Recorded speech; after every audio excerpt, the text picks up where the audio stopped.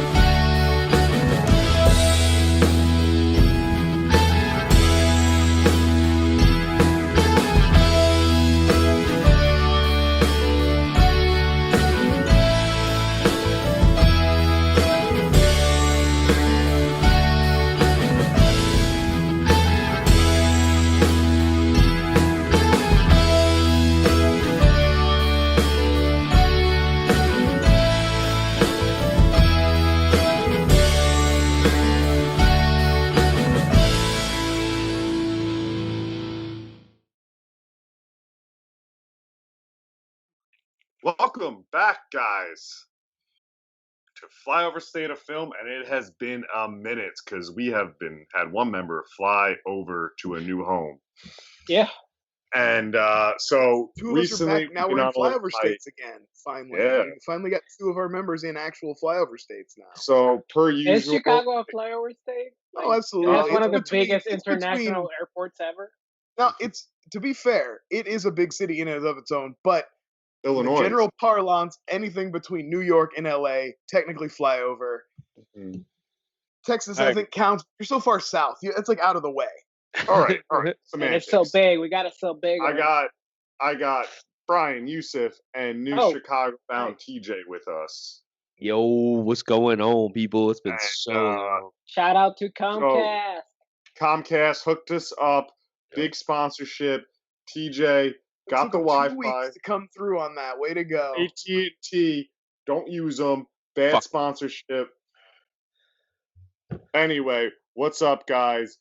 What have you been watching? It's been about 3 weeks since we've last had an episode. Unless TJ wants some insight on us in Chicago, but I think we have a topic to get to that. So I just want to start off by what has everybody been watching the last couple weeks? You know, there's not much news going on. If there is, guess what? You don't care our opinions on it. There's plenty of places to hear about what little, you know how those YouTube channels are just suckling at the teat of every tiny little news fragment that comes out. So it's like, you don't need it here. You don't need us. Well, you know where to find it. Cheers. Oh, yeah. I didn't have enough confidence to buy beer. I didn't think this episode was going to happen. So. That's completely fair. I got to be honest. Shit, man. Things I've been watching. This is the fourth time. Yeah, TJ, let's start with you. What have you been watching? Because you've had to stick right to your collection. Right. Physical media matters. Hashtag, baby, because, this is why. The guy that made us wait is now going to make us wait while he rattles off the bullshit he watched. No, I'm not going to do all that, man, but I've literally burnt through my entire collection of Blu-rays and DVDs. I mean, even just putting them on the background. I say my favorite ones I've rewatched, though, to go back is Mr. Nice Guys. Nice. That was fucking... The Nice Guys? Was it? Mr. Nice Guy is a Jackie Chan movie, I think. Yeah. Whatever you said. The Nice Guys. Mr. Gotcha. Nice Guys. Yeah, you know what the fuck I meant, you ass. The entire Critters collection was always a fun blast to just revisit. And see our Halloween episode from last Joe. I think Joe watched them all, right? Yeah, to watch. Always be plugging. Yeah, man. That's what we do. We plug, and then. Trying to think of some other good ones. Actually, we'll get to that because I realized I have a lot of certain movies that take place in a certain place, but we'll move forward for right now. Brian. Oh man, oh god, I got so much. It's been so long. I've had so much free time for not having to prepare for this show, so I was able to sit down. So at first, it started with a hard Netflix rewatch. So I rewatched all of F is for Family, including the newest season. Then I watched both. You had internet? Yeah, it was good. It felt good. I watched both seasons of American Vandal, which is a goddamn modern classic, and we didn't deserve it. It's so good and so funny and so insightful about high school politics and shit. It's so fucking good. It's a shame. I mean, that's Netflix's deal. 2 or 3 seasons max anyway, so maybe we got one more, but I would have liked to have one more. Brian, I read recently, like, literally the only reason why no one could save American Vandal is because of Netflix's shitty contracts with their original series. I believe that. I believe it. It's when we get to my pick, like what I've been watching, it's like Netflix is picking up Cobra Kai. Yeah, I saw And that. it's not like a reverse of like what Netflix can't do. Anyway, so go, yeah. Oh no, yes, I got plenty more here. Hold on.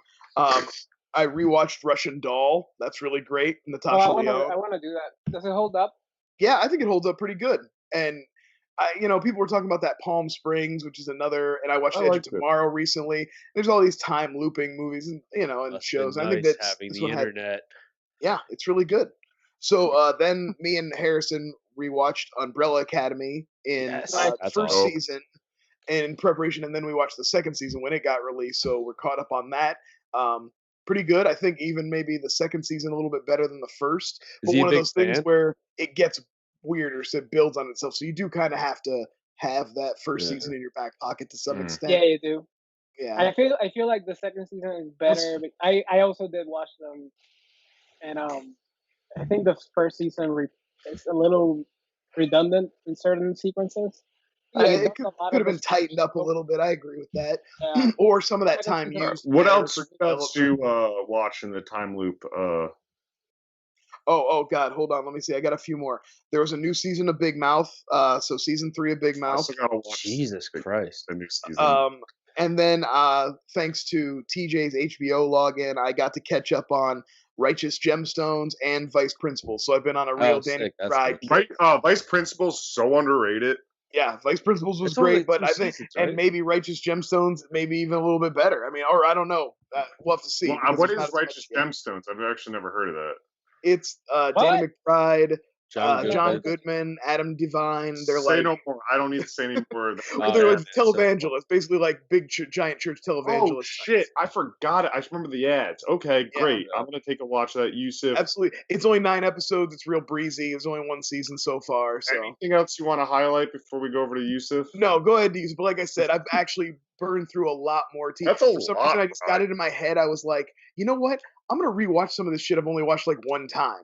Sometimes like I bought DVDs and I've watched Seinfeld, a million times, and I watch a Netflix show and then I'm just like, okay, I saw that once, I'm done. Like, why not? Why not give it another go? Run through it again. That's a solid. I'm really thank you for sharing that. That's a solid. Thank you for sharing, Brian. No, I just meant like that's a solid right now with you, Joe. What is going on? I'm just he took some ecstasy before we came on. You guys, I'm so excited to see us.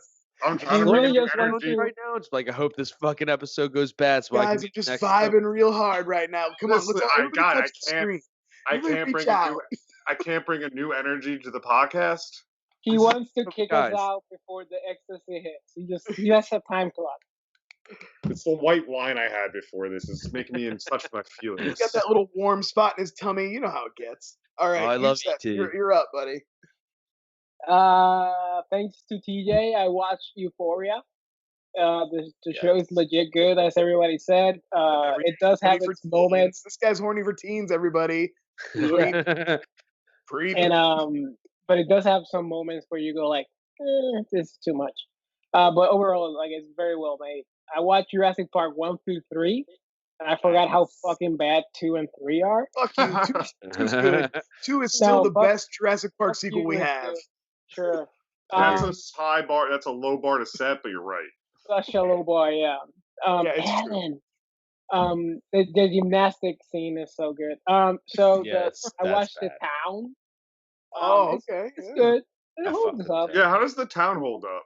It has these moments where you go like, ugh. But the action is so well done, and it takes a lot from Heat, like in terms of the sound design. Like the gunfire really sounds very visceral. That'd be a fun double feature, Heat in The Town. Like that's a good. Yeah. I wish Ben Affleck got back, like just kept his directing streak going and didn't try to like jump back in, because The Town, like might not have got the Argo. Jeremy Renner. That's what I'm saying. Like, I don't want to give up The Accountant. That was fun as hell. But Brian, I think I'm more mean like if he did that streak without trying to do like Batman and this and that. And I liked his Batman in the sense of how he played Batman. But like The Accountant's something you could do in between your directing roles. Like it was a type of role. I agree that his whole career would have been better off if he'd have stayed away from Batman. But how can you resist? You know he wanted it so bad. You This is the guy who take took it, you Daredevil. He was like, I'll take anything. Put me in Yeah, this it's money, man. I'm not gonna take it. shit on his money. No. Anyway, what else you got, buddy? Jingle All the Way, fucking fun. How was Off-season Jingle All the in Way weirds me out. I don't give a fuck about the seasons. It was Nah, man, there, I watched some Christmas movies too, which I'll talk and about. I hit play. I watched Project Power. What? Oh, is that the Jamie Foxx thing?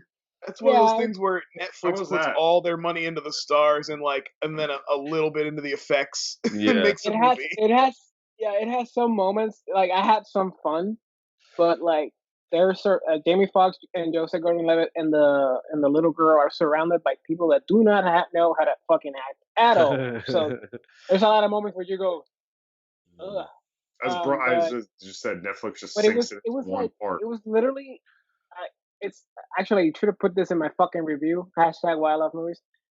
It's the movie is like the fucking pill. It's like something you take and it lasts 5 minutes in your head and it just goes away. It's gone, yeah. It's just So candy. Most of so those what you're Netflix saying, action it's a movies good- have been that to me. it's- Well, you're saying it's a good watch during work movie. Yeah. And lastly, thanks to TJ again, I watched all of Perry Mason. Fucking great. Like it's so good. If you love like procedural, PI noir, And that's HBO too. period pieces, yeah, that's fun. I want to check that out. And that's it for me. Thank All you right. for letting me share. Yeah, guys, just share what you're doing. There's a new thing. No, It's a new thing we're doing. A Flyover State of Film. We're being very positive. we're just being positive, guys. I don't know if Positive you've ever vibes. heard me. I don't think I've ever been positive on this show. I don't know. Jurassic Park 3 sucks ass. New me. No, so I watched. You know what's good about Jurassic Park 3? It is under 90 minutes. It's in, out, get your fucking how shit, a just movie go. should It's got a And couple there's of good, like pterodactyls. the pterodactyl set piece is pretty Yeah, good. pterodactyl stuff. And the Spinosaurus is okay, like So I've watched. I'm just gonna run through them. A couple shout-outs. A weird lineup. First thing I've noted, I watched a movie with Zoe Deutsch called Buffaloed. It was a white trash Wolf of Wall Street. It's fine. It didn't. It's fine. And then 2 a.m. I watched, and I will say this for a kids movie, it actually was solid. The Dora the Explorer movie. Can I ask you why? Wait. Can I ask you why you watched it at 2 a.m.? Because I was awake. Laura wasn't awake. That way she couldn't see his erection. Yeah, that's an interesting choice. No, I usually put on shit that's like, oh, it's 2 a.m. I'm gonna fall right asleep in the 10 minutes because I'm just awake, and it was Hulu's like recommended movie. Okay. And my point only bringing it up is for like its audience, it was not like a shitty film. That's like it wasn't Transformers like like being Tomb Raider. I don't know. It was fine. I thought it got hate after seeing it. Brian and I watched. I shouldn't say Brian. We did a flyby. Hold up. I didn't watch it 2 a.m. with you. I watched all the Rambos, and I had a boner for that. Foreshadowing. But we have a flyby coming out. Watch all the Rambos. Watch that flyby to find out. We watched. We caught up on Cobra Kai. Is that on Netflix now? No, I had it already, and Laura wanted to watch it. But then I watched all the Karate Kids after because I realized I've only ever seen the first one. 1 and 2 are really fun. Yeah, 3's terrible. I fucks On with the 3. rewatch, it was like boring, and then 4 with Hilary Swank, I just had to be completist. It's so I good. rewatched Moneyball, which such a fucking good movie. I forgot how good that movie is. And then we were talking pre-show. I've been watching All Signs of the Haunting Hour, which is a little more intense child's horror anthology, and you all know how much I love horror anthologies and children. And then to top it off, my biggest recommendation is if you have the means to have access to Shudder, watch The Host. It's 55 minutes. Yeah, people have been talking about this. It's a found footage Zoom like quarantine movie, but it's so fucking it just plays the perfect tropes of those like found footage movies, but through Zoom, and it just builds a really nice tension, and I really dug it. It's my biggest probably the best movie I watched, but it's 55 minutes. So even if you don't jive with it, what is that for your it's day? Just quick, yeah. Like an episode of a Netflix show. Yeah. Knock it out. But anyway, so the host took place in like Britain or something, but now like movies that are taking place in Chicago. What are you leaving off with, DJ? Talk about a camera. I finished giving off some of the movies I've seen. While I'm, damn it, I'm trying to shit on your fucking transition. I tried. That transition was already shit. It's just the. All right, back to the old me. Go fuck yourselves. All right. So yeah, so basically, don't share it with me. No, I'm gonna share. No, I'm gonna share. We're going. We're moving forward. What is it? Episode 55? This is big. Yeah. So basically, since I've been in Chicago, and even before I got here, I've been realizing I've been watching a lot of movies, or you just realize that a lot of movies take place in Chicago. So since I'm here, since we're doing it, since I've seen a lot of these in my collection that I never even noticed before, we're talking about the best Chicago movies. I'm not going to go yet. I want to let you guys go first. So let's start off with you, Seth. What is, in your opinion, the best movie that takes place in Chicago? So I had a few in my head that I assumed you guys would pick. So I wanted to pick them before you do. So I'm going to pick, Home Alone and I thought we were just going to already eliminate all John Hughes movies. They're just a blanket statement like Planes, Trains, and Automobiles and fucking The Breakfast Club. Yeah, there's everything. John Hughes, it's a suburb of Chicago, or I have to. Candyman. Oh, I have that on my list. Fuck I have that on my Candyman list. Candyman takes place in Chicago. It really uses the suburbs versus the rougher parts of the city. It uses Chicago also as almost like a secondary character. I was hoping I have a little checklist to say if somebody's gonna say the city was a character, and Yusuf won the poll, guys. Too bad he beat you to it. The second that I picked is also the reason why I picked it. It's called Thief. It's Michael Mann and James Caan, and also the city really feels like a secondary character because I got to it, bro. Got it. What I want to say for Candyman though, which is funny about it being in Chicago, is so the original story was supposed to be in. Are you guys saying Chicago like that on purpose? Chicago. In one of the I don't know, one of the ghettoer towns of Britain, and that bonfire at the end is in the story, and it's something they do in that place in England or Britain or wherever. And they include it in Chicago, and it's the only thing in that movie that they made like work, but it's something you'd be like, no one ever would fucking make a big bonfire it's pretty huge. in the hood of Chicago. And it's something they kept in and it works, and like it's something that always stands out of that movie after I read that fact. That's like really it is pretty out there, especially but it works. Given the fact that there's a fucking kid inside. It works.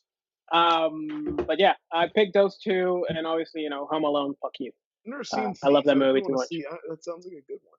It's very good. It's a classic Michael Mann movie, so it has a lot of flair. I still get DVDs sent through Netflix, so I will add that to my and get a physical copy mailed to my house. Support the U.S. Postal Service. Hey, I've been eBaying a lot of shit, supporting the USPS. Oh yeah, baby. FedEx for life.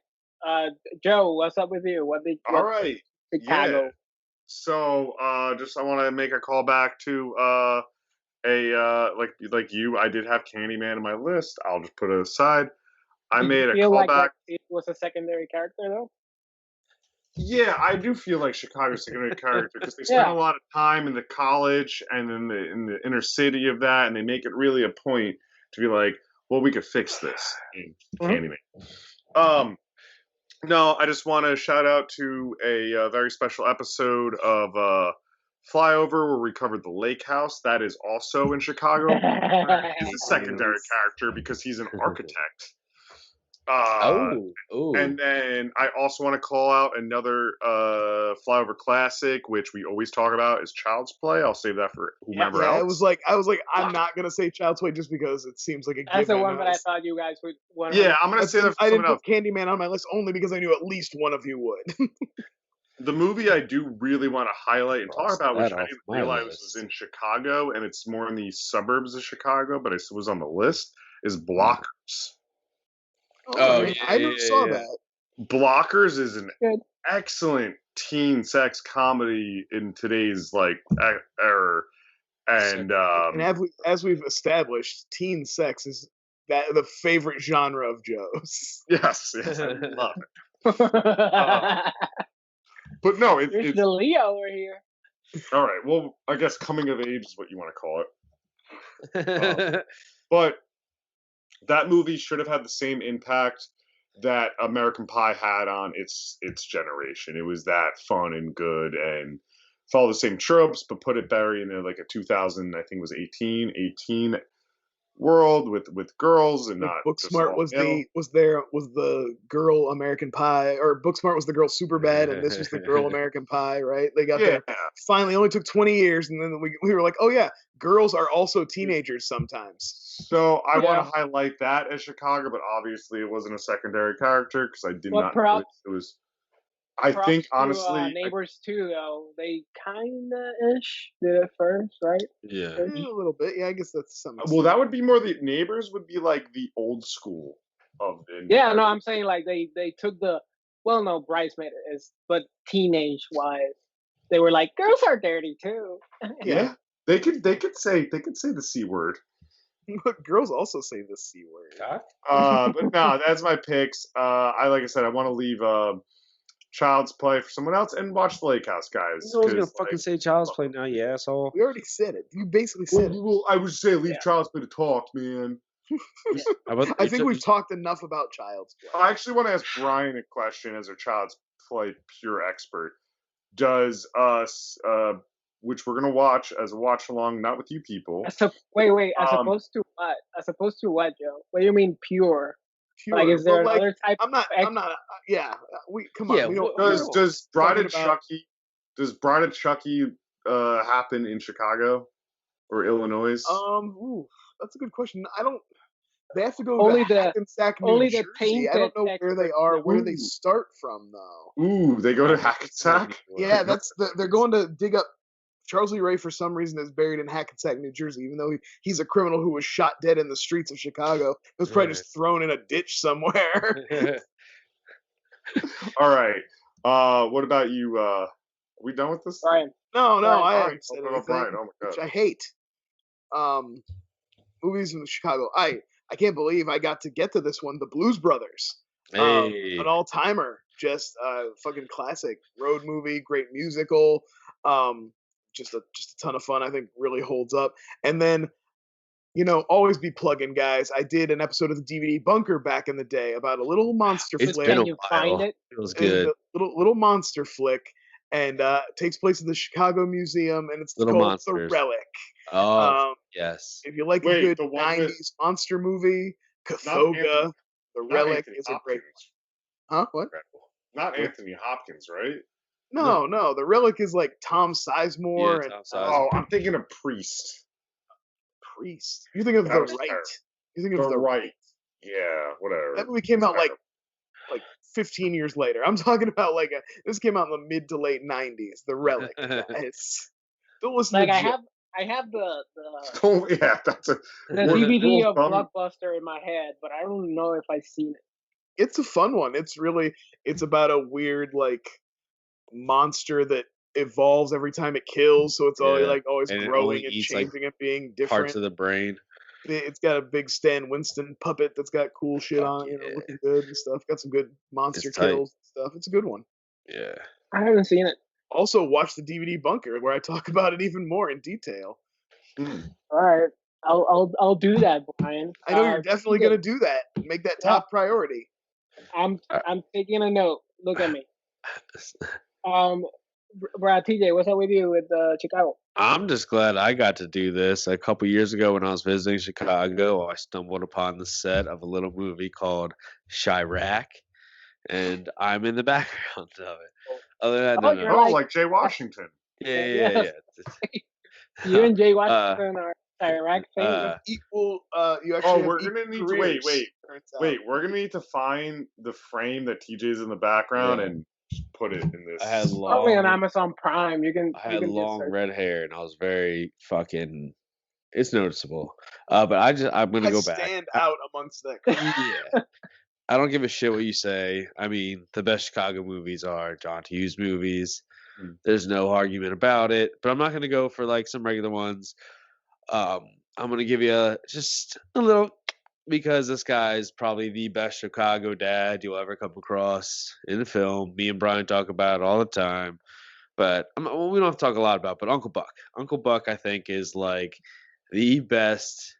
Oh, I thought you were gonna say the guy from Home Alone, the dad. He's like the best dad ever. No, Well, We got also we Huff talk off. about Dutch, right? Dutch. yeah, right, Dutch, yeah. And like I don't know, something about Uncle Buck where it's just like you get the downtown, you get the city, but then like the real heart of like Chicago is like the suburbs and like those fucking just ridiculous towns like Elmhurst and stuff like that where Uncle Buck takes place and just driving around here, you see a lot of those houses like outside of where I'm at. And just like I'm just like, oh, Home Alone house, Christmas Vacation house, fucking the Uncle Buck house and shit like that. Ferris Bueller's goddamn house. I mean, it is a little Yeah, extravagant. I feel It's like fucking I feel crazy. like Ferris Bueller is the only one that takes advantage of like The the city, but full most of on, his Being like Yeah. that close to the city, like driving yeah. in, Because yeah. he But they does also do like all the sites. he does like too. a tourist day. He does like Yeah. a tourist day They in hit Chicago. Sears Tower. They hit all the fucking little sites and stuff like that, He- which is He cool. kind of he kind of acts like someone like, and I have New York as my reference, who's like at that age where like, well, if I'm going to New York City, like I'm gonna hit up Times Square and that. Where like even if you live on the outside of that, like a little older, you're like, I don't want to be bothered with that shit. Let's go to a Yeah. restaurant and a place or like a gallery, not. And I like the just big love the museum. fact that like Uncle Buck, you get like the John Candy, who's obviously a downtown inner city guy, going to the suburbs and like just like adapting to it in some way, in some form. So like And I don't know, just can I watching give- that this last couple of days, I was like, fuck. I think we got to give two shout-outs, and I don't know if one is a John Hughes. Isn't Adventures of Babysitting Chicago? I think it's John Hughes too, written. I don't know if Yeah. you Yeah, I so think that it- makes sense, and that uses the city as a secondary character. Wait, is very that St. Louis? Is that St. Louis? No, I think it's Chicago. I don't remember that movie. Anyway, that's a decent one. And then, fact check us on the comments down below, guys. Definitely and I leave us a think fact check. I love those. I think one that is remiss is Nolan's Dark Knight trilogy using, especially in Batman, it's like Chicago. Like I remember meeting people and being like, yeah, when I'm in Chicago, it feels like I'm walking around Gotham Yeah, man, City. right Okay, where I but, like, work. I'm to right around. me, They and also maybe this use is a hot Pittsburgh. take. That is kind of one of the weakest parts of the Nolan trilogy. I mean, I get it that his whole thing was like the realism of Batman, but also like I like when Gotham City feels like a really crazy place. You know what I Oh, mean? yeah. Like a place that Burns. could not exist in the real world. You know? Hey, come walk downtown. All right, man. It's a little wild down Yeah. So yeah, does anyone Chicago is a does lot. anyone else have a honorable mention or any Oh, place? obviously Transformers: Dark Side of the Moon. there. Finally, we finally got there, guys. God damn it. All Crown right. Jewel. Episode 55, it's over. You know, we're talking about movies. How about we talk about, favorite actor about that's in a bad movie but actually acted well. That was awful. God damn, we're out of practice. See? Holy See shit. that was a I great didn't think we transition. could get worse at transitions, but At we least did. we're throwing least I ourselves didn't in the try it. shallow end, all right? So we don't drown. We're in the shallow end. We're still good. At least I didn't try it. Take it So, Everybody just take it easy. Calm down, okay? segue. I asked the guys, movies are subjective, and even if the movie is shit, there could be still some good parts within said shitty movie. And I wanted to ask you guys, what's a good performance or one of your favorite, even if it's your favorite performance from a shitty movie that you wish was in a better movie? Brian, what I did get to you go think? first. Okay, good. Yeah. So, I feel like this isn't. Everybody can agree that Guillermo del Toro's Pacific Rim is great, right? That's Yeah. awesome. And Charlie Hunnam sucks up the joint all over it. He's just a fucking flat piece of shit. And then the 10 people who saw Pacific Rim Uprising can agree that it didn't live up to the Pacific Rim, but that John Boyega was great and super charismatic and awesome. So, He's like, a what if star. you could just take John Boyega and pluck him out of Uprising and switch him out for Charlie Hunnam? Oh, And that'd then be great. you also add in the element of the father-son thing. You get to see him and Idris Elba together. You get the brother-sister thing with him and Mako, and like the whole she's the adopted sister, but she's actually closer to the father because of their connection through the program, and he's kind of the loser. There's just so much that you could have done by having John Boyega and that character in the first movie. It just bums me out every time I watch it. And I don't hate Pacific Rim Uprising. I actually think it's fun. The action is shot like real big and wide and bright and just like lots to look at. And but Pacific Rim is a legit good movie and a smart, fun idea executed well. And like you could have made that one little tweak. And it's like they almost knew in the second one. They were like, "Here's what we should have done," you know. Did Attack the Block come out before that? Oh yeah, Attack the Block well came out after that. way before that. I mean, he was already in Star Wars. Yeah, he had already been in Star Wars by the time we got to Pacific Rim Uprising. That's you I'm mean saying, Pacific like, Rim 1? No, the first Pacific Rim. Oh, the first? No. Yeah, he hadn't been in Star Wars yet, but it was. What was it? 2013 was when Pacific Rim came out. So I don't know when Attack the Block was. Attack the Right Block around was that like time. 14.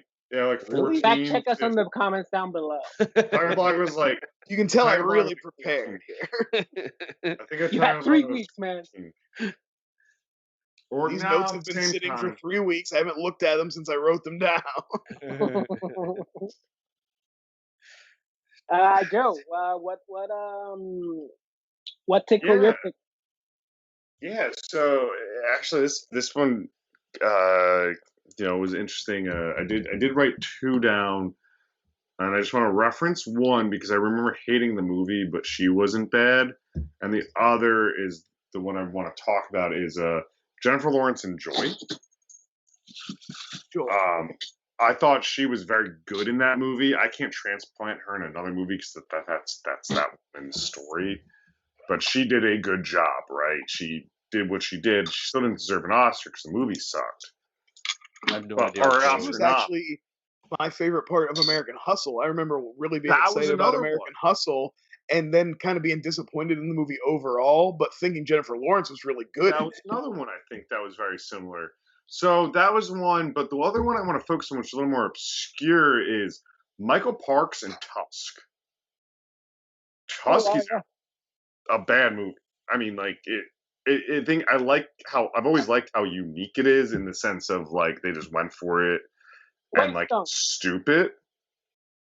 But Michael Parks in that is tremendous. You put him in as essentially his Hannibal Lecter role.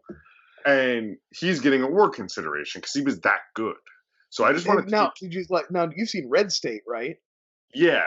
Okay, he's basically that. He has that in Red State too, and he's like toned down. My problem with him in Tusk, I thought he was really good. Obviously, he does his thing, but for me, Tusk felt like Kevin Smith liked him so much when he was in the Quentin Tarantino movies that he put him in Red State, and then he liked what he did so much in Red State that he was just like, just go nuts. And here's a 20-30 minutes to just talk and rant. Yeah. And it's like, and I get it. He's good because what he's doing is compelling, but I'm also like, all right, come on, let's move it along. I see what you mean. And I think that's what we're saying. Like, this is a movie, and I think that's Tusk as a whole, where like, it really needed a big script supervisor and being like, maybe like we do something a little different and not cast Justin Long as the lead.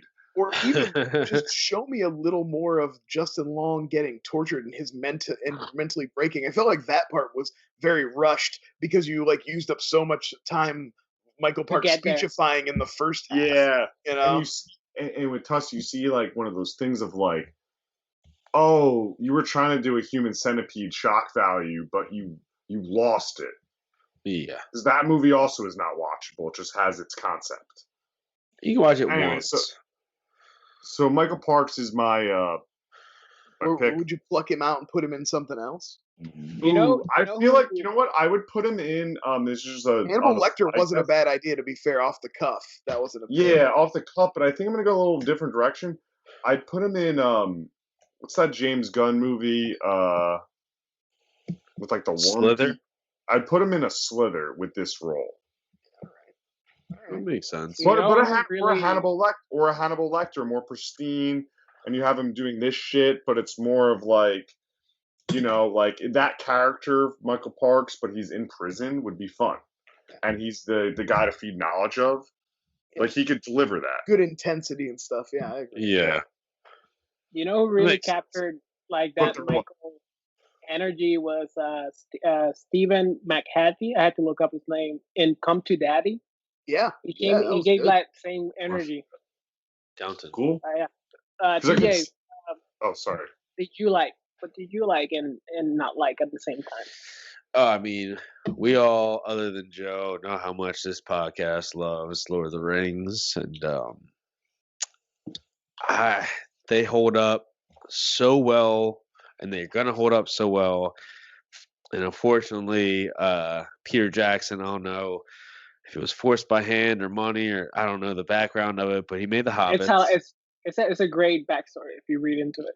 But yeah, I want to do that. But the only reason I say that is because those movies force through like pure bad CGI that just doesn't hold up and just stretching it out way too long. But Martin Freeman, I think, is an incredible Bilbo Baggins, and just something about his performance is the only thing for me, other than a little bit of Thorin throughout it. That's only because it brings me back to Red Dragon now, and all I think about is Hannibal. I think Martin Freeman in The Hobbit is probably the only reason I ever go back and watch those films. Not Benedict Cumberbatch and the whole Schmog thing and anything else. There's actually really nothing rewatchable. Watch the behind-the-scenes features of him just crawling around on the ground in that yellow and that gray leotard. I think we could all agree we could take Benedict Cumberbatch out of any movie, and it'd be better. Oh yeah, absolutely. And we've talked about Jennifer Lawrence and Benedict Cumberbatch, and it feels like this podcast came out in 2016. Like, we're fucking talking about Jennifer Lawrence and Benedict Cumberbatch anymore. We pre-taped it in 2016. Like, at the time, people were like, Benedict Cumberbatch is too good for Doctor Strange, and now it's like, man, he's lucky he got Doctor Strange. He didn't know what the fuck about him.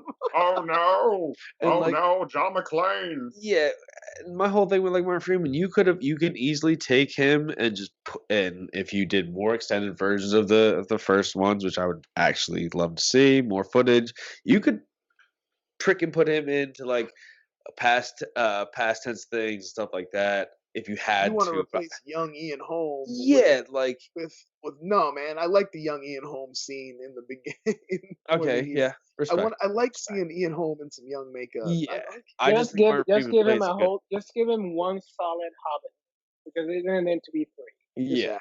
Topher Grace is just working feverishly to get that shit edited down for us. He's trying to edit out Hyde. Watch the Flyover episode. Well. And like seeing him in like all those like in the BBC shows and seeing him in like the Cornetto trilogy and just like sprinkled in throughout there, I was really happy that he got a shot to lead. Oh, but like, sir, yeah, he was phenomenal in season 1 of Fargo. Oh, yeah. Fargo's so good. But I don't know if he would have got that if it wasn't for The Hobbit. Oh, Chris Rock is coming out with the season 4. Sorry. Yeah, that got delayed a little bit, but it's finally coming now. You know what? They've done so well with the Hobbit. With the Fargo series that sure, I'm ready to roll with Chris Rock on that. Like it's absolutely. Oh, you're ready to roll with Schwartzman's going to be in it too. That looks like a good season. Yeah. No, you said it as if it was a negative. Chris Rock was going to be in the Fargo. No, I said like, oh yeah, it's coming out. Remember? Wait, is he still doing that? Oh, you know what? Something I watched over our break here and I didn't mention was Office Space, and I thought of Joe because it's a movie that actually did have Orlando Jones in it. He came on screen. I was like, he's really in this one. Look at that. Oh my God, look at that. I don't remember him in Office Space. Oh wait, was I the last person? Do I get to give a Yeah, shout out? about it. Oh wait. All right, so shout out Tim Curry in It and Raul Julia in Street Fighter. Well, I had Tim Curry. Frank Langella in Masters of the Universe. Oh, you Yeah, said didn't that's go a yet? good one, Did you too. go? I haven't gone yet, and I had Oh. Tim Curry as an honorable mention, but that's fine. TJ. My That's bad. fine. My bad. Shit. No, I only waited 3 weeks for you to steal my picks, but that's fine. Life No, Aquatic. I picked Tim Roth. Oh, in Planet of the the Apes. Oh, that's yeah. a great fucking pick, man. Yeah, Oh, He's wow, fucking yeah. scary as shit. he's Tim Roth. such Tim Roth a good is such a good villain in villain. that Everybody go fucking- watch Rob Roy. It got kind of overshadowed by Braveheart, but Rob Roy is such a good movie, and Tim Roth's a great villain in that too. I almost thought you were gonna say Incredible Hulk just because he is a pretty good abomination. He is good in Yeah. that actually. That's not a bad movie. Yeah, but I wish. That's I not remember bad. getting like, really they- excited with the Incredible Hulk when he's like gets the super soldier serum and first tries to fight the Hulk by himself and like Yep. does some flipping and jumping. I was like, that's what the Captain America movie's gonna be like. It's gonna be dope. Oh yeah, Tim I Roth. love, That's I love actually his a great fucking- CGI abs as well. So I do love when he gets splattered against that tree though. Yeah, That's yeah. dope. just kicks him. But yeah, plug Tim Roth into the new Planet of the Apes movies, and he would have been an amazing villain next to Dude, that's Andy actually so Serkis. smart. Yeah, but you can't take Um, away. You can't take out Koba either. That's the thing. No, It's but like, it could have been like in the second or in the third. Yeah. yeah, that's fair. And you got to think Koba was the young kid that did Doctor Doom and Fantastic Yeah, Yeah. you Four. could have had him as the in Speaking War for the of- Planet of the Apes. Remember the red gorilla? He could have taken that spot. Yeah, dude. That's Speaking actually of, a great pick, Yusef. Tim Roth was so good. Fucking. Yeah, that's he probably was- the he only was good thing terrible. about that movie. It is literally the I only do good want to thing call it about that another movie. actor. So bad. Another actor in the Planet of the Apes one. Duncan. Fucking Michael Clark Duncan. Yeah. was solid in that Well, movie. I mean, the makeup is also pretty good too for it. Oh for yeah, what it absolutely. was. The makeup's Yeah. incredible in that movie. Yeah. The look of it was never the problem, but holy shit, No. it's not a bad movie. It's just really You know what I Ass find really kids. funny? I don't know why I remember this about the makeup of that movie. Is that years later there was a movie, it's fine comedy or whatever, Let's Be Cops, and like the guy's like love interest is wannabe makeup artist, and she has that poster. And this is like That's fucking 2016. tight. Yeah. Yeah, I remember. that Let's Be Cops is poster. not that old. Yeah. Yeah, it's like 2016, I think. But that poster is like very visual in the background every time they're in her apartment as like an aspiring makeup artist. And I'm like, that's fucking weird. Tim, Yeah, right. That's actually probably my favorite pick so far, Tim Roth. All right, so the best Brian, pick. That's the best pick. how Tim about we Roth. keep talking about movies? Okay. You want to talk about some movies? Let's see. Oh yeah, we had a question about movies. It was like, what movies do you like that are about movies? Wasn't that it? Something Yeah. like that? Pretty That's much. Yeah, good. favorite movies about making movies. Right, because Bowfinger's a movie about making movies, so it's topical. Yeah. I'll just go first. Let's just get me out of the way. Okay, what's yours? Every time I think that, like every single time we hit record, that's my thought. Let's get Brian Let's out of the way. get Brian out of the way. Let's just put them aside. Set him We aside. gotta, I thought it we was don't weird that I care. always got muted in every episode. Like I always go back to listen to myself, obviously, and I get kind of upset. we don't care about what Harrison's favorite movie about movies is. That's right. Hear that, Harrison? Listen to Joe. He just totally knocked you down a peg. If you're watching right now, Man, that's our PR. I'm gonna hear about it. If you're watching right now, I'm definitely gonna hear about it. So- I'm Seed kidding, of Harrison. Becky? I'm the only one who sent you a birthday gift. I love you more than That's your right. dad. He bought your love. He earned it with money, like I do. Yo, you're gonna be a good dad. So, like I said, let's go ahead and get my picks out of the way. Get Shorty. Sure. John Travolta, peak '90s Travolta. You got Gene Hackman. You got Delroy Lindo. You got Yeah, Delroy. James Go back Gandolfini. with some 5 bucks. Absolutely, that too. I don't know what he just There was a said. sequel, right? Yeah, Be Yeah. Cool. It's Yeah. not good. It's very It's not bad. good. There's a The rocket. Rock, I'll say what The about Rock, Be there's Cool. one of those performances you could pluck out because you knew he was going to be Yeah. a star when he's in Yeah. that one. The Rock Oh, plays the a- Rundown had already come out, and Rundown fucking kicks it. That was one of That's why I one of saw those that. movies. The Rock plays a gay bouncer. Yeah, gay bouncer. Aspiring And singer, right? Hairstylist, Yeah, right?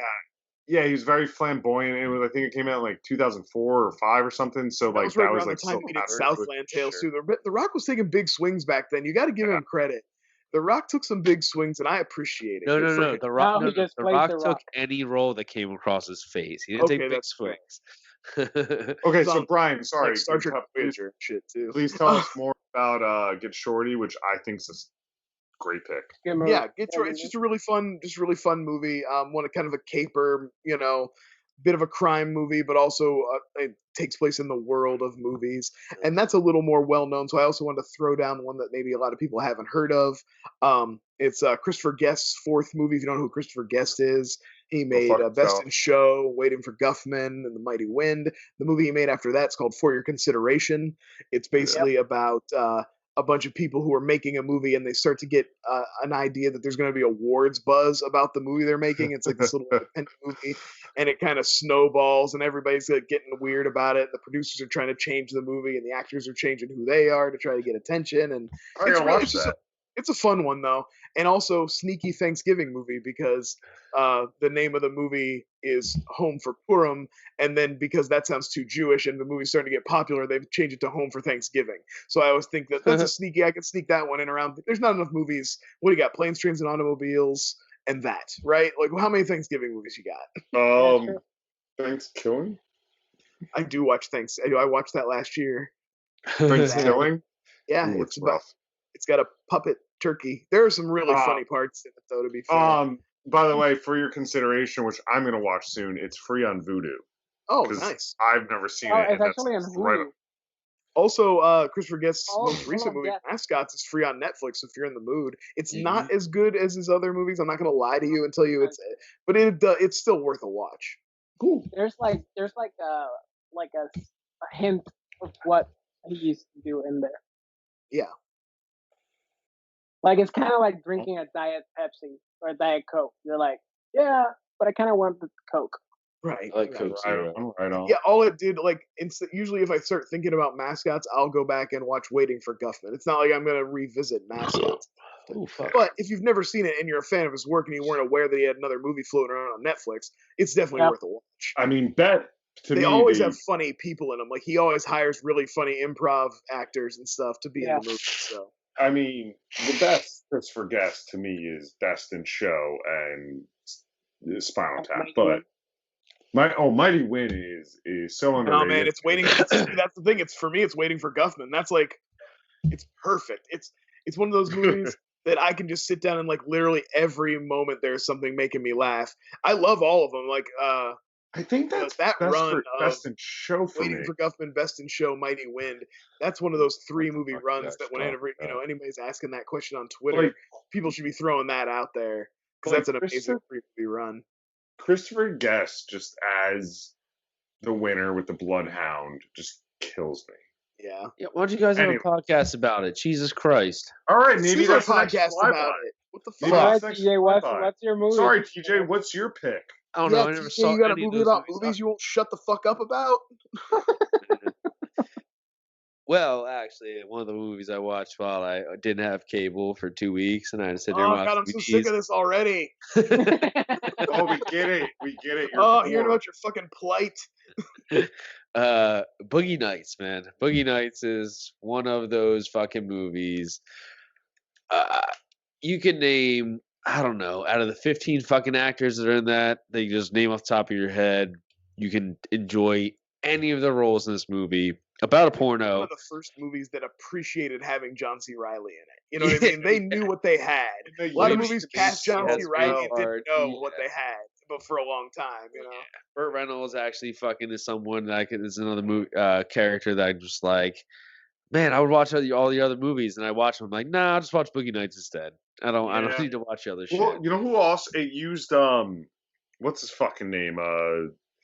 Deep Blue Sea, Thomas Jane so well too. Yeah, it's incredible in that. Yep. You got Alfred Molina sneaking in there.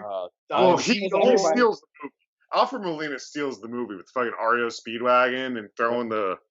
Is that? I think that's also the last good Burt Reynolds role. Yeah, that's all. That's the only Burt Reynolds role I know, other than. Burt Reynolds was a prick about it. He wanted to like disown the movie, and then he got awards nomination. He was like, "Oh, Mark okay." Wahlberg was the same. Mark Wahlberg says right now, current Mark Wahlberg regrets making Boogie Nights. The best movie he's ever been in. And also, but I bet he doesn't regret hitting an Asian person. Yeah, nice little. Right. Committing a hate crime. Does he regret that? Yeah, probably one of my first moments ever. Roller Girl, Heather Graham, who also shows up later in the movie we'll be talking about. Plays Roller Girl in the other movie. But, to some extent. Yeah, absolutely. Yeah, but like I'm sitting there, I'm just like that movie from beginning to end just switches so much from just being up to down to down. Yeah, PTA is the best. And then just hit plateaus at the end where it's like, I guess he's okay now. Like, I don't fucking know. This is gonna sound really, I think corny. Racist? Oh. No, not racist yet. Corny. What's the I almost wish in that. I almost wish PTA's PTA's movies more had a the same like vibe or something. Oh no, I love that he changes it up. Like Boogie Nights follow in the best way. Boogie Nights follows the Philip Seymour Hoffman as the PA. The Scorsese model. I was gonna say it feels like PTA doing a Scorsese or a Quentin Tarantino movie, and then like after Boogie Nights, he kind of got into his own, like got a little more in his own style. Because as we always say, like the best part of those movies we're saying is like it takes you on this ride where you're intoxicated by it, and then you realize like the toxicity of it by the end. Yeah. And Boogie Nights, that's a great pick. I mean, Boogie Nights is. You can argue he does the same thing with Punch Out Glove, with The Master, and even with his last one with Phantom Menace. Phantom Menace. Yeah, the Phantom. I was like, wait a minute. PTA's Phantom Menace, my favorite. Release the PTA cut of Phantom Menace. No, man, PTA's phenomenal. I think I like Boogie Nights the most. Is why I said that. I could watch Boogie Nights tonight. I can't watch There Will Be Blood tonight. But There Will Be Blood's phenomenal. Well, I would The Master tonight, actually. I've never seen There Will Be Blood. That's like one that's been forever I've been meaning to watch and still haven't seen it. One of the great slow burn films. Or HBO now. Yeah.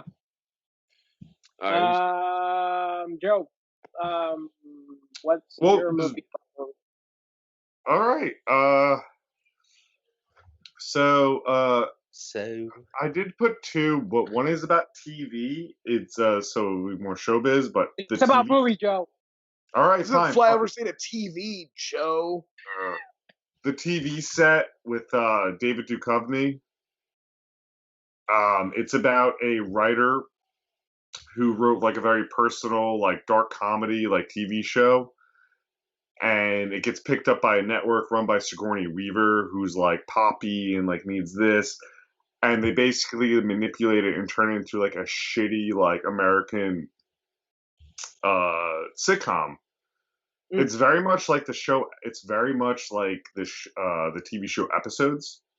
I was gonna say Extras. Yes, it sounds a little bit like Extras. It's like Extras. Good. It's a good movie. It's a movie. It's not a TV show. No, it's a movie about making a TV show. Oh, gotcha. I really like that movie. But it's very industry heavy, right? Like if you're in like we are into making movies or TV, like I thought the movie connected very well. Yeah, we're gonna make a movie soon. Yeah, we don't make movies. But my other favorite movie about making movies, and I know Brian has heavy opinions on this, is I really love The Disaster Artist. I thought that movie is fun as hell. Yeah, it's pretty good. I love The Room. Oh, I know their opinions on it. And that's why I think that movie is a fucking blast. I also do think they do it. They still give them the benefit of the doubt at the end, which does suck, but like they do cover it. So still, go off, Kings. Waste my breath on The Disaster Artist. Who's next? Yusef? No, go ahead, Joe. Are you gonna add more stuff to the Is that it? shitty movie that you mentioned? I like The Disaster Artist. Joe. I mean, I don't know if this means anything to you because it's me, but I didn't I didn't hate the The disaster. only good parts about that fucking movie is the parts about the fucking room. The rest are fucking boring as shit. The only laughs that come from that movie is them doing the fucking room. So just watch the It's room. just like them That's recreating the the room whole- is what people are laughing at. Yeah. I've never seen The Room, so that's why. All right, kidding, guys. you know, Well, I'll go you know, back to the positivity. I'll go back to the DV set. David Duchovny. It's really That's a good. good You pick. see David That's a good Duchovny pick. actually act. A good Guys, pick. a little bit of flyover news. I know we skipped over. Do you guys see Moonstruck is getting a Criterion collection? Gosh. Yeah. My Yeah, hand. I think I'm gonna actually Um, buy that. My I own no Criterion, and I feel um, like that's a crime against humanity. So I think I might buy that. So I'm gonna do my picks. We're rolling long, so I'm just gonna rattle them off. Are I we? noticed that yeah, a little. So I noticed that I love a lot of movies about making movies for some fucking reason. First of all, there are just a lot of movies about making movies, Yeah. so it's Just a easy lot. to find them. Like, Well, So we I'm- should do some honorable mentions. Yeah, Yusuf I'm sounds gonna like he's do- got a long list here. Yeah, I got a longish. I'm just gonna do honorable mentions, and I'm gonna land on the one that I actually want to talk about. Sunset Boulevard, Tropic fucking Thunder. amazing movie. Tropic Thunder, I have it here. Life Aquatic, Saw? technically documentary movie, but Yeah, that's still fair. making. Mulholland Drive, I love it. Dolomite, new movie from Eddie Murphy. That's Topic, great. That's good. That's a fun movie. But the one that I wanted to mention is The Player. Tim, fuck, I always forget his name. Doesn't matter. Robbins? Robert Altman is the movie is a director. It's about a producer that it's a hotshot producer that's trying to survive in Hollywood because a new producer entered the studio. The reason why I fucking love this movie is because it's just making fun of movies while being super serious and being grounded in the noir that they're setting. To the point that the producer actually tells one of his clients what makes a good movie, and they literally do all the steps that he said to what makes a good movie during the movie, and it ends in a way that is very meta. You don't know what actually happened in the movie. Is it real or is it a recreation of what happened in real life? But it's a fantastic fucking movie, honestly. Like legit. Like I know that some of my picks have been hit or miss with you guys, but you know that some of them hit really well, and that if you run across it, give it a go. You're hitting like 100. You're hitting like 175. You know, I mean, it's better than you. Fuck. Okay. But yeah, James The always Player. got that to fall back on. Guys, Son of a guys, bitch. rank our movie hits below. No, don't do No, that. don't do that. Don't I always get do it. humiliated. We won that. So Because it actually turns out when you look back that my picks are the worst, not TJ. So I like yeah, the way where like we all pretend that TJ's are the worst. I like that game. Let's keep playing that one. I think I low key have the worst. so it's Robert Altman and the star is Tim Robbins. I said Tim Robbins. Yes. Fucking honestly, it's a I'm great. adding it to my queue, so you're gonna hear from me. Oh yeah. Bad. Can't wait Sucks. for this. And then Hold my and then when Brian tweets out that he's watching it, then I'll go, oh shit, maybe I should watch it. That's what usually happens. It's a fun movie. I considered putting it on our watch, but after Brazil, I was like, you know what, man. He gave up on us. He was like, "Fuck these Philistines." Well, what are some honorable mentions though about movies that making movies? guys, Back go in ahead. Here, make a porno, right? That's a great one. Kevin Smith. That's here's a good one. I got a good one. Seed of Chucky. Yeah, there you go. That is a good Seed one. of Chucky. It's all West, all the Screams. Yeah. Ooh, Yeah. Jay. Or All the Scream sequels, all the Scream sequels. three. Oh, Scream 2. Yeah. 2 and You know what I 3. saw recently, which I actually thought was a ton of fun, and I know it's not going to be popular in here because we're so prestige. Urban Legends, the sequel. Urban Legends Final Cut. Yeah. It's on Shudder right now. Yeah. It's about literally new- it's total fun. Anthony New Anderson's in that, right? New Nightmare, guys. Fuck, New fuck Nightmare. the Nightmare. disaster artist. Absolutely. New Nightmare. Yeah. New Nightmare is actually a good pick, Joe. Why didn't you pick that? Because I've talked about it so much, I forgot that was about making movies. He just Joe, are you kidding me right now, dude?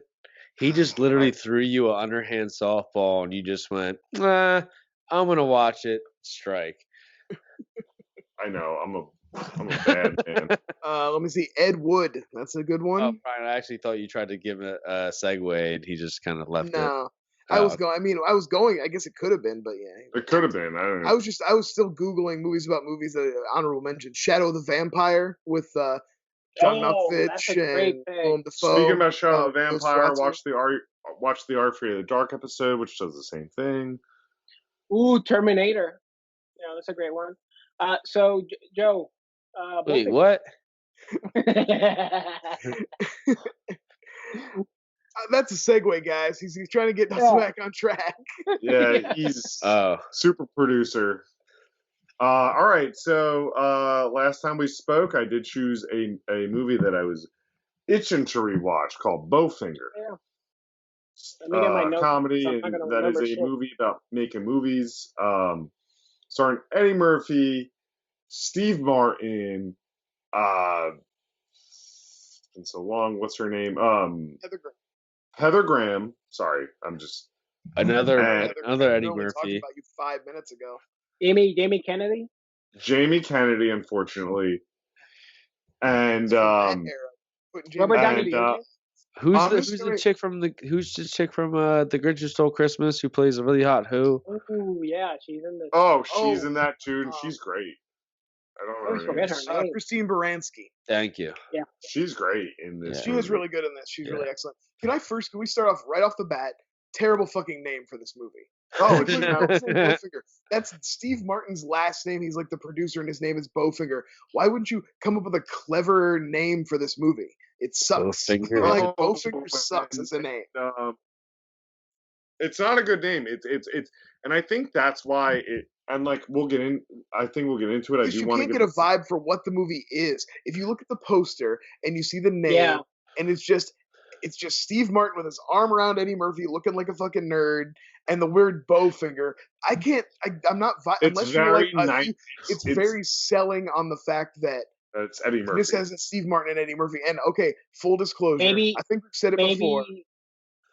I'm not a huge Eddie Murphy guy, and to me, Steve Martin is kind of like the Beatles of comedy, where I appreciate him and I respect him and I understand he's important, Beatles, but I don't 100% like fall in line and just love very much Steve Martin stuff.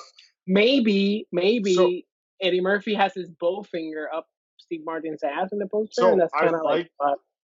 So I'd like to waited all that time to say that. I'd like to give before we get into that. Which I actually, name wise, I agree with Brian. In the sense of, I guess it's just a different era where, like, you could at least they thought you could sell a movie. Well, I think there was some star, and it has Steve Martin and Eddie Murphy in it. They're both in it together. I think what happens is if you do ask a decent amount of people, they're always like, "This is the underrated movie." Like no one saw it, and it's definitely because of that name. So wait, did you? Sorry. Joe, did you give the plotish? No, that's what I wanted to lead to. Sorry, I jumped in on the name. And I did put the synopsis that Wiki gave to us just because I didn't even read it yet. I'm going to read it in my... Oh, no. So, do everybody's favorite segment of the show, Joe reads something from the internet. You beautiful bastard. Or do you not want me to do this? Joe was so nice. Is IMDb? Who knows? Joe's going to have a story time, guys, so get ready. Joe was so nice in the beginning, and all we've done is just shit all over his... I'm trying to kill his good mood as hard as I can. I'm not going to read it. That's what's going to happen. I'm not going to read it. You just come on, summarize the movie for us now. Don't take all right. On the verge of bankruptcy and desperate for his big break, aspiring filmmaker Bobby Bowfinger concepts a crazy plan to make his ultimate dream movie, rallying a ragtag team that includes a starry-eyed Ignuine Heather Graham. That word is ingenue. A has-been diva, Christine Baranski, and a film studio gopher, Jamie Kennedy, he sets out to Where shoot is a blockbuster feature featuring the biggest star in Hollywood, Kit So Ramsey. Jamie Eddie Kennedy was Murphy. playing himself. Yes, only without letting Ramsey know he's in the picture, and that's actually a decent synopsis. So, long story short, I Steve take Martin. qualms with it though, because it's not his dream picture. It's just like No, a movie that he runs across. Steve Martin is Roger Corman. That's what I read the movie as. Yeah, he basically sells somebody on the idea of a movie with this star before he has the star, and then he can't get the star, so he like concocts this plan to basically like follow the guy around with actors and just film their interactions and make a movie. It is a great It's premise. Actually, a pretty good premise. That's what I was going to say. It's a It's a pretty great interesting idea. I kind of like. Apparently, this is like one of Steve Martin's at the time like dream projects. So, like he wrote the script like well over a decade before, and So that's why the comedy was so dated. Yeah, absolutely. I did really like. This is 1999. I did really, or 98. I did really like. I thought Robert Downey Jr. was a nice surprise as the like executive. Jerry only Renfro. has like 3 lines in the movie or something. He's No. I just meant like a surprise. Like he just plays that dick so well. I knew he's had. Yeah. Like, Oh no, it was funny to see him pop up looking so young and sprightly. But no, really guys, channeled his weird science. And someone But went, guys- that guy's going to be Iron Man one day. just let me talk positive before we. No, I mean I don't hate it 100%. I'm not gonna shit all over it. I don't feel like it's a shit all over situation. No, it's not. No. I grew up like I remember It's my not a mom rented Brazil. this. We were a big Eddie Murphy household, and I remember like being like, okay, like I don't fully understand it, but it's funny. And then watching it a while later, I'm like, oh no, that was a really funny movie. And like, I think Eddie Murphy's really like doing. This is like the nutty coming off the Nutty Professor resurgence. So this is late '90s Eddie Murphy. Yeah, this is and I tell you what, this rewatch, yeah, I texted you guys it. I had way too many problems with it now, where I do think it doesn't hit that great. Like Definitely the Heather Graham character is problematic because it's like playing into that whole like funny. When the reality of Hollywood that we all know now, the deep dark reality of Hollywood that we know is that like producers manipulate and take advantage of actresses. This movie posits that actually it's the actresses that are using their wily sex to take advantage of the poor producers of the movies. And it's like, ugh, that's fucking real grim. I thought that was gross. And the Laker girl bit didn't work at all for me. Well, that's what got the movie made. Yeah, what is it? The Laker girls or something? I can't. Oh, he wants to show his Eddie Murphy like showing his dick to the Laker girls. What? Or Kit Ramsey. Yeah, Kit Ramsey. Yeah, it's not Eddie Murphy. Oh, I love Could his, be. So I do like going back and reading Roger Ebert's. I was saying going back and reading Roger Ebert's reviews if they exist of older movies. I think they're really interesting. R.I.P. And he did really like this movie because he thought at the time it was a good commentary on Hollywood. That's interesting. Yeah, it is. That's one of my notes. I don't it is technically a good commentary. I do have a note here. I have 2 notes actually. One that I remember is, it's brave of Eddie to play Eddie because he's basically playing Eddie Murphy. So and he's also playing Norbit. He came like this is Norbit, right? Like he fully just. Like, hey. I love his nerd character. I'm sorry, him running across the highway is one of the funniest scenes. No. Well, I was gonna say that the funny. I mean, not to skip ahead, but the funniest joke in the whole movie is the credit scene. Them making the movie, like the way they cash in on the success of their terrible movie is that they like go make they just get a bunch of money to make like Malaysian action movies. Yeah. And actually, that's probably the most expensive shot of the entire movie. It's like the end credits. Yeah. But I love that Steve Martin's real dream is just to like get paid to make shit, like to get like go to some place where they will pay where his name is enough that they'll just hand him money to make trash. Like Roger Corman. Yeah, that was Roger Corman, exactly. One of my notes. Roger Corman. Yeah. Because it remind me of Dolomites, like the fighting style of Eddie in the end credits is how he fights in Dolomite because he's not a fighter, so he's like fighting shitly. And the second note that I legit have no clue why I wrote this is: do you think Donald Trump watched this movie? I wrote that. I don't know why you say that. I I'm have trying to no. think if there was a connection somewhere to Trump. You definitely wrote there's a connection, and we were supposed to talk about it 2 days after we watched this movie. Not Oh, don't put this on me. Oh man, yeah, it's almost like somebody fucked our whole shit up. Yeah, what the fuck, AT&T?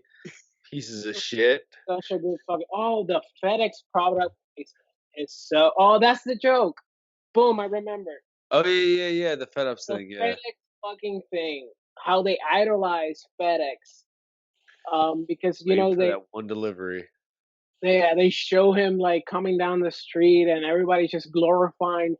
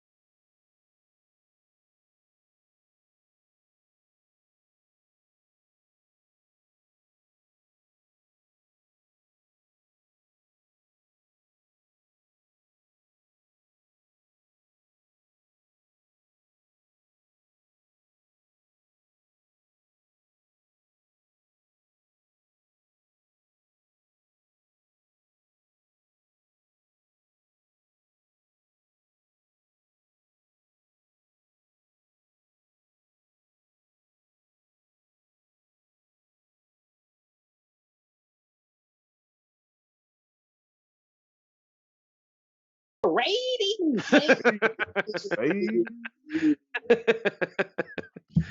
No, I mean it's just. Hold on. You said hold on. Go ahead. No, just say your shit and then rate it. Say whatever you're gonna say and then rate the fucking thing. It's fine. I give it 4.5 Eddie Murphys with braces. He had braces, right? Yeah. Oh yeah. 4.5. Can we just say the running across the highway scene was the funniest? No, that shit was not funny. I liked it. It's an all right. It's a funny. fine That was movie. dark. It's good, but like if that's the strongest thing your movie has going for it, you also might not maybe be in. You might be in a little trouble. I think the strongest thing was the Scientology bit. Go see Pluto Nash instead. What? No, I don't get know. the fuck out. Shit. No, that's not. You shouldn't accidentally be pointing people towards Pluto Nash. Sorry, my bad. How about Dave? Dave? Anybody? Brian, what are you rating Bowfinger? Yeah, I was thinking about 4, but I'll get up to 4.5 with TJ. 4.5 Steve Martin's ponytails that he pulls off at the beginning. Yeah. It wasn't. There's nothing wrong with it. It wasn't terrible or anything, and like I could definitely see where somebody might really like it. Like I could see that being somebody's really, it just didn't strike me. And again, probably because I'm not a huge Eddie Murphy guy, and I'm only like a middle of the road Steve Martin guy. I didn't. So There's a couple of Steve Martin movies I like, and a couple that I think are just okay, and most that I haven't even bothered to see. So, Brian is not racist because he doesn't like the white co-star either. So That's right. I just don't like can't anybody. cancel. Joe, what are you rating it? All right, so I did recommend this, and I definitely had stronger opinions on the recommendation than the rewatch, kind of like similarly to Monster Squad. Fuck you, bitch. And I think before, like, if you asked me to rate this prior to watching again, it'd be a lot higher. But I'm still enjoyed what I watched. So for me, it's a 6.4 Mineheads. Heads. And I say that, but also at the same time, like, if I'm going Steve Martin, I'd rather watch something like My Blue Heaven in the underrated category. Or right? by the dozen. Or check out if you're looking for a Steve Martin movie around the holidays, maybe check out Mixed Nuts. Ooh. Yeah. Unlike Brian, I am a big fan of both Steve Martin and Eddie Murphy. So, Yusuf, what are you looking at with this rating? Probably, I think I'm in the same boat. I think I watched this with my parents when it came out. Yeah. And I would have rated higher. I'm gonna land in in the middle of the road because there's a lot of good elements, even if the execution is not perfect and the comedy is very dated and problematic. But I still have fun with it. I'm gonna go with 5.5. Nice. Chubby raindrops. Ooh. So I got next pick. I didn't think we've ever gonna come to another episode of mine. I thought TJ was doing it on purpose to cancel this podcast, but here we are. No, I got another pick, and funny enough, somebody around here mentioned the director of this movie, Roger Corman, and we're gonna watch The Frighteners. Oh, Yes. We own that shit, baby. Hell yeah. Also, anybody who wants to catch up with a DVD Bunker episode I did about the Frighteners can look that up. I could do a little homework, chick, see what I had to say. I'm going to do that. Just instead of watching our episode, just watch DVD Bunker. That's how I'm gonna prepare. Do the Frighteners. You're not gonna watch it? I'm gonna watch that. That's like the perfect end of summer film. Shit. To me, The Frighteners is the ultimate Halloween movie. Like that's it's very high on my list. I believe during our Halloween episodes, I've mentioned it before. Yep. Oh, we will re-mention it. We're gonna watch it off season Halloween. Because fuck you and your rules of when to watch a fucking movie. You can watch it once. Where can the people find you, Brian, sulking away in your seasons and your bosses? You can find me restarting the DVD Bunker on my own channel. I hate these people. Get out of here. No, but in all seriousness, you can find me on Twitter at Hercules. gaining and losing followers at a rate that is totally you can't figure it out. Some days I get a couple, I lose a couple. I'm just too spicy. I can't. People can't. They can't handle my shiz.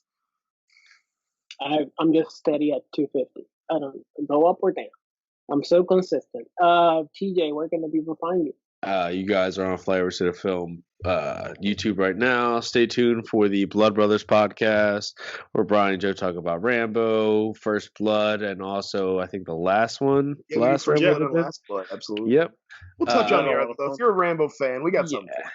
And guys, there's more flybys coming after that. Yes. And then also, guys, I mean, I'll be a little bit more active now that I'm settled in and I got some internet up. So expect more Matt TJ Dex on Twitter. Gotta get a flyby going. We haven't done one yet. Yep. I was actually thinking of a couple of them that we'll talk about later. But yeah, guys, definitely like, subscribe, and check out the rest of the things that are on Flyover to the Film YouTube. Yusef. Joe. Joe. Yeah. All right. Yeah, everyone, you can find me with the Rambo talk of Blood Brothers. I recently just guested on Everything I Learned About Movies, talking Left Behind with the Shooting the Cage movie. I was thinking about how we had a lot of fun. Nick Cage will throw his hat in on a remake anytime, like he did Left Behind, Wicker Man. He was in that Bad Lieutenant. He'll throw his hat in the ring, man. Just like just like Brian said, throw it in the ring. If you have a Nick Cage podcast, I'll throw my hat in the ring and come on and talk about it. Oh yeah. It's more to throw the good name of Flyovers to the Film than anything. You can find me here, and you can find me on Shangandango 1, talking about nothing and bullshit. Yusef, where can we find you? If you have a Nick Cage podcast, I'll cordially invite myself and never be on it. Wild Marita, come by. Bye. Bye, everybody. Yeah.